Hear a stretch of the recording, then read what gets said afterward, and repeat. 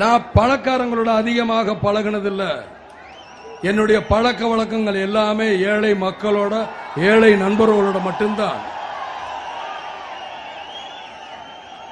எங்க அப்பா அந்த காலத்துல பெரிய பணக்காரரா இருந்தா கூட அந்த நண்பர்கள் வீட்டில் போய் அந்த பழைய சோறை சாப்பிட்டு, பழைய குழம்ப சாப்பிட்டு, அந்த சுகத்தை தேடி வளர்ந்த உடம்பு தான் இந்த உடம்பே தவிர. ஆண்டவன் இருக்கான், நல்லவங்க வாழுவாங்க, கொஞ்சம் நேரம் ஆகும், அவ்வளவுதான். ஒண்ணு, உலகம் வேகமா ஓடுதுன்னு நீங்களும் ஓடணும்னு அவசியம் இல்ல. மன அழுத்தத்தை விட உங்க மன அமைதி தான் முக்கியம்னு புரிஞ்சுக்கோங்க. 2, உங்க மதிப்பு தெரிஞ்சா மதிக்காதவங்க பின்னாடி ஓட மாட்டீங்க, தலை நிமிர்ந்து வாழ்வீங்க. 3, புரிஞ்சுக்காதவங்களுக்கு விளக்கம் கொடுத்து டைம் வேஸ்ட் பண்ணாதீங்க, விலகி நிக்கிறது தான் புத்திசாலித்தனம்.